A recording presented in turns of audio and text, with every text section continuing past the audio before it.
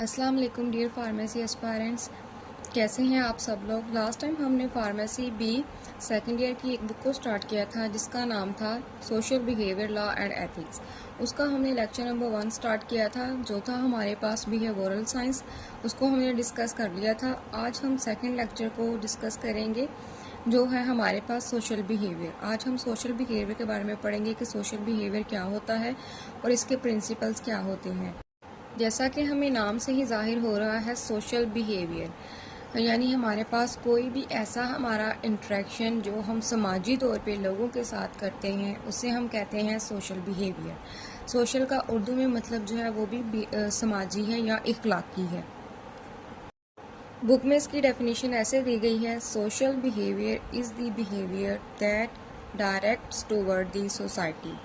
यानी हमारे पास social behaviour एक ऐसा बिहेवियर है, ऐसा इंट्रैक्शन है जो क्या करता है, डायरेक्ट टुवर्ड्स सोसाइटी का मतलब है यहाँ पे माशरे की तरफ बराह रास्त करता है। यानी हमारा इंट्रैक्शन जो हमें माशरे के साथ जोड़ता है उसको हम क्या कहते हैं, सोशल बिहेवियर है। इसकी एक दूसरी डेफिनेशन भी है हमारे पास, ये भी आप कर सकते हैं। ये क्या है, taking place between member of society.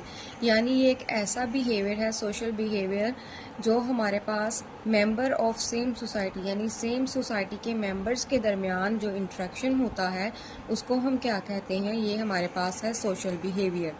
इसका एक पॉइंट है आगे, it is the way that people interact with other people in the society. यानी एक ऐसा तरीक़ाकार होता है हमारे पास जिसके ज़रिए एक इंसान जो है सोसाइटी में रहता वो दूसरे इंसान के साथ इंटरेक्शन करता है। जैसा कि हमने पहले भी पढ़ा था लास्ट टाइम पीछे भी कि हमारे पास सोसाइटी में रह के एक दूसरे के साथ इंटरेक्शन करना बहुत ज़रूरी है। अगर हम एक सोसाइटी में रहते हैं तो हम अपने आप को सेपरेटली एक साइड पे नहीं रख सकते, क्योंकि हमारा जो है तिजारत वो भी सारी इसी तरह से होती है। हमें बिजनेसेस के लिए लोगों के साथ इंटरेक्शन करना पड़ता है, हमें लोगों के साथ लेन देन करना पड़ता है सोसाइटी में। तो ये सारा कुछ हमारी सोसाइटी में जो है हमारे बिहेवियर पे डिपेंड करता है कि आपका बिहेवियर कैसा है। अगर आपका बिहेवियर अच्छा होगा तो लोगों के साथ आपका इंटरेक्शन अच्छा होगा, लोग दोबारा से आपसे मिलने की ख्वाहिशमंद होंगे। और प्रोफेशनल लाइफ में जाके आपको जब नेक्स्ट इंटरेक्शन होगा लोगों के साथ तो लोगों का इंटरेक्शन भी आपके साथ किसी का अच्छा होगा, किसी का बुरा होगा, क्योंकि सारे लोग एक जैसे भी नहीं होते। लेकिन आपको यहाँ पे यही सिखाया जा रहा है कि आपने जो है अपना इंटरेक्शन लोगों के साथ अच्छा रखना है, जिसकी वजह से लोग आपसे मुतासर हों, लोग आपसे जो है दोबारा मिलने की कोशिश करें और आपसे जो है खुश दिली से मिलें। नेक्स्ट हम देखेंगे प्रिंसिपल ऑफ सोशल बिहेवियर। जो हमारे पास सोशल बिहेवियर है उसके प्रिंसिपल्स क्या होने चाहिए, असूल क्या होने चाहिए। सबसे पहला इसमें जो पॉइंट है वो ये है, इट इज़ गोल ओरिएंटेड। यानी आपका जो सोशल बिहेवियर है, आपका लोगों के साथ इंट्रैक्शन है, इसका कोई मकसद होना चाहिए। और मकसद क्या होना चाहिए, आपका जो किसी के साथ इंट्रैक्शन है आपको कोशिश करनी चाहिए कि आप उसके साथ अच्छा बिहेवियर करें, आपकी ज़ात से किसी को कोई नुकसान ना हो बल्कि फ़ायदा ही हो। अगर आपके साथ कोई बुरा बिहेवियर भी करता है तो आप उसके साथ अच्छा बिहेवियर करें, ताकि कल को जब वो सोचे, वो खुद सोचे इस चीज़ के बारे में कि मैंने तो इसके साथ बुरा बिहेवियर किया था लेकिन इसने तो वापस में ऑपोजिट में मुझे अच्छा बिहेवियर जो है वो किया है मेरे साथ। तो वो खुद ब खुद इस चीज़ को रियलाइज़ करेगा कि मेरा बिहेवियर तो बुरा था लेकिन इसका अच्छा था। तो ये चीज़ें उसके माइंड पे जो है अफेक्ट करेंगी और सोशली आपका जो इंट्रैक्शन है उसको बेहतर बनाने में जो मज़ीद आपकी मदद करेंगी। हमारा नेक्स्ट पॉइंट क्या है, it represent a continue interaction between person and situation. यानी ये एक ही पर्सन को उसकी जो बार बार आने वाली सिचुएशन है उसको जो है रिप्रेजेंट करता है, और इसमें हमारा जो बिहेवियर होता है, लोगों का जो इंट्रैक्शन होता है वो उस पर बहुत ज़्यादा असरअंदाज होता है। यानी आपका इंट्रैक्शन उसके साथ कैसा है, आपका इंट्रैक्शन पॉजिटिव वे में है, आपका नेगेटिव वे में है, ये चीज़ें जो हैं बहुत ज़्यादा सोशल बिहेवियर पे डिपेंड करती हैं। नेक्स्ट हमारे पास थर्ड पॉइंट है कि person and situation influence one and other in a number of वे। यानी हमारे पास कोई भी पर्सन है और सिचुएशन है उसके ऊपर जो हमारे पास हमारा बिहेवियर है वो बहुत ज़्यादा इन्फ्लुएंस करता है। इसमें हम ऐसे कह सकते हैं कि कोई भी एक पर्सन है वो एक बहुत ज़्यादा क्रिटिकल सिचुएशन से गुजर रहा है, उसको आपके सहारे की ज़रूरत है, उसको आपकी सपोर्ट की ज़रूरत है, और आप बजाय उसकी कि आप उसकी सपोर्ट करें या आप उसके साथ खड़े हों तो आप उसकी जो है लेग पुलिंग करें तो ये चीज़ क्या करेगी, ये चीज़ उसके माइंड पे आपके लिए नेगेटिव इम्प्रिंट्स छोड़ेगी कि आपने जो है उसके साथ वो बुरा बिहेव किया है, और उसके दिल में आपके लिए जो है वो बदगुमानी पैदा होगी और सोशली उसका बिहेवियर आपके साथ जो है वो ख़राब हो जाएगा। लेकिन अगर हम दूसरी साइड पे देखें, उसको आपकी ज़रूरत है, आप उसका साथ देंगे, आप उसके समझाएंगे सारा जो भी है सिचुएशन के बारे में कि जो भी है सिचुएशन उसको कैसे हैंडल करना है या जो भी सारा मसला है, तो उसके दिल में आके लिए जो है वो अच्छी एक फीलिंग आएगी, वो आपके लिए अच्छा सोचेगा, पॉजिटिव सोचेगा, और इसकी वजह से आपका जो है सोशल बिहेवियर या आपका जो इंट्रैक्शन है वो उसके साथ अच्छा रहे। तो ये हमारे पास जो क्वेश्चन है ये इस तरह से भी बन सकता है, एग्जामिनर आपको ये क्वेश्चन इस तरह से भी दे सकता है, व्हाट इज सोशल बिहेवियर, या फिर डिफाइन सोशल बिहेवियर। आप इसमें फिर डेफिनेशन लिख देंगे सोशल बिहेवियर के साथ में आपने जो एक दो एक्स्ट्रा पॉइंट किया होगा, वेल एंड गुड अगर किया होगा तो वो उसमें ऐड कर दें। और साथ में आपसे पूछा जा सकता है राइट इट्स प्रिंसिपल, तो आपने क्या करना है, ये इसके जो प्रिंसिपल हैं ये वाले लिख देने हैं, तो आपका ये क्वेश्चन कंप्लीट हो जाएगा। आगे जो हमारे पास एक क्वेश्चन है, इसका ये क्वेश्चन भी बन सकता है डेवलपमेंटल स्टेजेस ऑफ लाइफ, यानी हमारी लाइफ की जो है डेवलपमेंटल स्टेजेस कौन कौन सी होती हैं। इसमें सबसे पहली स्टेज जो है हमारे पास वो है इन्फेंट स्टेज। इन्फेंट कहते हैं चाइल्डहुड से लेकर आपकी बर्थ जो है, बर्थ से लेकर 8 मंथ का जो बच्चा होता है उसको हम क्या कहते हैं, ये इन्फेंट है। तो यहाँ पे हम कह रहे हैं कि हमारे पास सबसे पहली स्टेज जो है वो है इन्फेंट स्टेज। इसमें क्या होता है, इसमें हमारे पास हम कहते हैं मदर लव की हमें ज़रूरत होती है। बच्चा जो होता है उसको मदर लव जो है वो चाहिए होता है। डेवलपमेंट ऑफ ट्रस्ट, इसमें जो है वो उसके बच्चे के अंदर जो है ट्रस्ट का डेवलपमेंट होना स्टार्ट होता है। आगे हम कहते हैं हमारे पास जो दूसरी स्टेज है वो है अर्ली चाइल्डहुड। हम कहते हैं जब बच्चा 8 हमारे पास मंथ से नेक्स्ट ऑनवर्ड 3 ईयर तक जाता है, तो हम कहते हैं ये उसकी अर्ली चाइल्डहुड होती है। इसमें क्या होता है, बच्चा जो है ये उसमें उसके अंदर जो है वो कहते हैं कि मास्टर इन स्पेसिफिक स्किल्स, वो लर्न करता है स्पेसिफिक स्किल्स को। स्पेसिफिक स्किल्स क्या होती हैं इसमें, यानी वो बोलना सीखता है, वो चीज़ों को देख के थोड़ा समझना सीखता है, वो जो है अपना कम्युनिकेशन स्किल अच्छा करता है। तो ये सारी चीज़ें इसमें आ जाती हैं, ये स्पेसिफिक स्किल को इस एज में बच्चा जो है वो सीखता है। आगे हमारे पास कि उसको शेम महसूस होना शुरू हो जाती है, यानी कि उसको अपने अंदर जो है वो थोड़ा सा ये जो है हम कहते हैं कि शर्म आना शुरू हो जाती है। जैसे कि वॉशरूम जाते हुए थोड़ी सी होती है कि मेरे साथ कोई वॉशरूम ना आ जाए।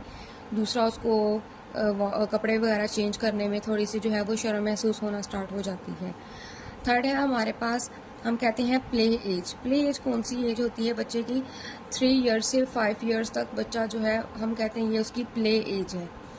उसमें क्या होता है, बच्चा जो है इनिशिएटिव टू वर्क और प्ले, इसमें बच्चा जो है इस उम्र में खेलना शुरू करता है या फिर थोड़े छोटे मोटे काम जो है उनमें हिस्सा लेना शुरू कर देता है।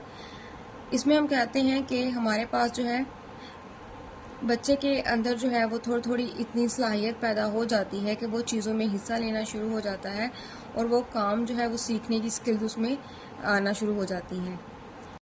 आगे हम देखते हैं बच्चे की जो स्टेज होती है वो होती है स्कूलिंग स्टेज। स्कूलिंग स्टेज कौन सी होती है, 6 ईयर से लेकर 12 ईयर तक बच्चे की ये स्टेज चलती है। इसमें हम कहते हैं बच्चा सीखता है हाउ टू डू, यानी चीज़ों को कैसे करना है। बच्चा इसमें जो लर्निंग स्किल उसमें डेवलप होती है वो ये होती है, बच्चे के दिमाग के अंदर क्यूरीज आती हैं, क्वेश्चंस आते हैं डिफरेंट, वो फिर अपने क्वेश्चंस जो है अपने टीचर्स के साथ शेयर करता है और उनको चीज़ों को फाइंड करता है।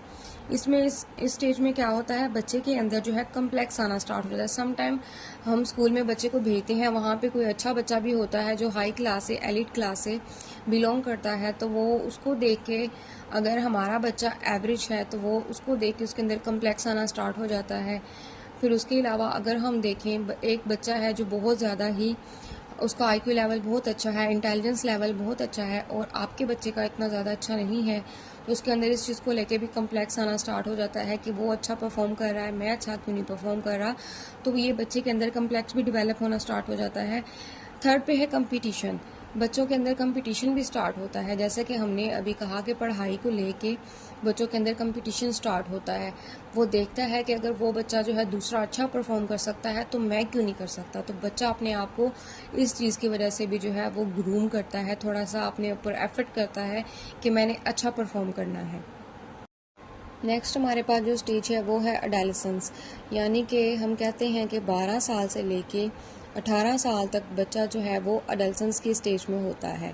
इसमें उसके अंदर ये चीज़ डेवलप होना स्टार्ट हो जाती है, वो सोचता है व्हाट वी डू, यानी कि मैंने क्या करना है। नेक्स्ट ऑनवर्ड मैंने अपनी जो है कौन से सब्जेक्ट्स चूज़ करने हैं, मैंने कौन से अपने करियर में जाना है।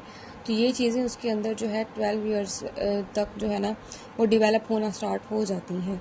आगे हम कहते हैं हमारे पास आ जाता है फाइंडिंग देयर ओन आइडेंटिटी, यानी कि वो अपने बारे में सोचना स्टार्ट होता है कि मैं क्या हूँ, मैंने क्या करना है, मेरे गोल्स क्या हैं, मैंने क्या कुछ अचीव करना है। तो ये चीज़ें जो हैं एडोलेसेंस में आ जाती हैं। नेक्स्ट हमारे पास जो स्टेज है वो है यंग एडल्टहुड। 18 साल से लेके 35 साल तक की जो एज होती है उसको हम कहते हैं ये यंग एडल्टहुड की है, यानी जवानी की है। इसमें जो है आप सही अपनी जो है एडल्टहुड की पीक पे होते हैं। इसमें आप जो है वो जॉब करते हैं, आपके अंदर मैनेजमेंट स्किल्स आती हैं, चीज़ों को कैसे मैनेज करना है। अब मैरिज के बारे में आप सोचते हैं, आपने मैरिज करनी है, आपने लव मैरिज करनी है या अरेंज करनी है, जो भी है आप सब इस चीज़ों के बारे में सोचते हैं। आइसोलेशन, यानी आप सेपरेट रहना पसंद करते हैं या फिर आप लोगों के साथ बैठ के इंटरेक्शन करना पसंद करते हैं। तो ये इस चीज़ में, इस उम्र में आके जो है ना आपके अंदर ये सारी चीज़ें डेवलप हो जाती हैं। आगे हमारे पास मिडिल एडल्टहुड, यानी 35 से लेके 55 या फिर 65 तक की एज को हम कहते हैं, ये हमारे पास मिडिल एडल्टहुड होती है। इसमें हम कहते हैं कि आपके अंदर जो है ना एक लीडरशिप आना स्टार्ट हो जाती है। आप कंट्रोल करते हैं अपनी फैमिली को, अपनी फैमिली के जितने भी मैटर्स हैं उनको सॉल्व करने की कोशिश करते हैं। आप क्या करते हैं, क्रिएटिव एंड मीनिंगफुल वर्क। आप ऐसे काम करना शुरू हो जाते हैं जिनका कोई मकसद हो, जिनका आपकी फैमिली को, आपके जो है इर्द गिर्द जितना भी आपका सोशल सर्कल है उसको कोई फ़ायदा हो।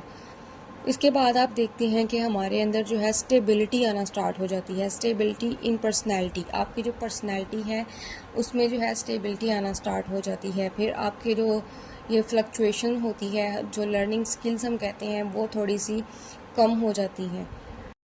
नेक्स्ट हमारे पास जो स्टेज है वो है लेट एडल्टहुड, यानी 65 से या 65 से लेके आप कहते हैं कि हमारी RIP, यानी कि till death, rest in peace, आपके मरने तक का जो टाइम होता है वो हम कहते हैं ये लेट एडल्टहुड है। इसमें क्या होता है, विजडम, यानी आपके अंदर जो है वो दानाई आना शुरू हो जाती है। जो आप है थोड़ा सा मज़हब की तरफ रुझान करना स्टार्ट कर देते हैं, पुख्ता फ़ैसले करते हैं और ये सब कुछ जो है इसमें स्टार्ट हो जाता है। डिस्पायर का मतलब है कि हिम्मत हार जाना, मायूसी। इस एज में जाके आप थोड़े से मायूस हो जाते हैं, थोड़ा सा आपकी जो है एनर्जी लेवल भी कम होना शुरू हो जाता है। फिर है हमारे पास हेल्थ इश्यूज़, आपको जो है हेल्थ इश्यूज़ भी होना स्टार्ट हो जाते हैं। कभी बीमार रहना शुरू हो जाते हैं। थोड़ा सा ज़ाहिर बात है, जब आप एक पीक पे थे, आपने जवानी का टाइम देखा, फिर आपने मिडल जो है अपनी एज देखी, फिर उसके बाद ये जो लास्ट स्टेज है ना, तो लास्ट स्टेज में जाके बंदे में इतनी एनर्जी नहीं रहती कि वो अपने सारे काम वैसे ही परफॉर्म करे जैसा उसने ऊपर वाली सारी एजेस में किए। इसमें आप में लर्निंग स्किल्स भी ख़त्म हो जाती हैं, आपके अंदर इतनी सख्त ही नहीं रहती कि आप ऑनवर्ड कोई और चीज़ सीखें या किसी और चीज़ को लेके चलें। तो ये था हमारा आज का लेक्चर। नेक्स्ट वीडियो में हम इंशाल्लाह इसका नेक्स्ट टॉपिक डिस्कस करेंगे। तब तक के लिए अल्लाह हाफिज़।